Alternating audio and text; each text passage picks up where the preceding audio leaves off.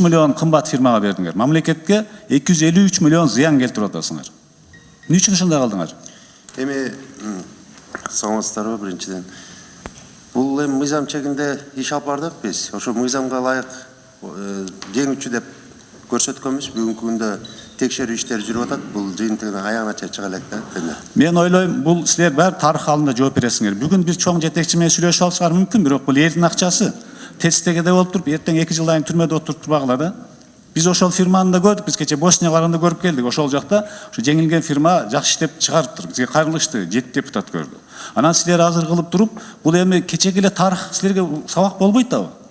Жөн эле мамлекетке 253 миллион зыян келтирип атасыңар. Ишо журналисттерге чалып чыгыпсыз го, жазбагыла, мактап койгула деп, сиз өзүңүз жеке. Журналисттер айтты, чалып атат деп, тендер комиссиянын төрагасы. Жама буга ГКМда көңүл буруп караш керек. Анан бул уш ойдан калбайт да, ошону эскертип коеюн. Чечим чыгарганда ойлонуп, биринчи элдин кызышын ойлогула. Анткени бул элдин акчасы. Сиздин чөнтөгүңүздөгү акчаңыз эмес. Мына өкмөт оозун ачып атат премьер-министр баш болуп. Кече бюджетке 6 миллиард акча чогулушкан жок, бул жерден 253 миллион эконом кылышты билбей отурушат.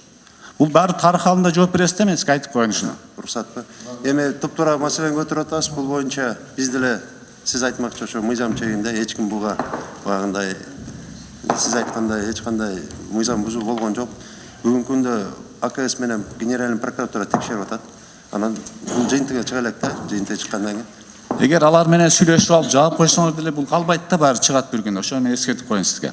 Эми аны эч кимге андай кереги жок болуш керек деп ойлойм. Баардык нерсе мыйзам чегинде болуш керек. Мыйзам чегинде болгондо бул 1 миллион, 2 миллион болсо майли, 253 миллион айрым болуп атпайбы? Ушундан коркпойсуңар ушунча акчадан? Мамлекетке ушунча зыян келтиресиңер силер азыр.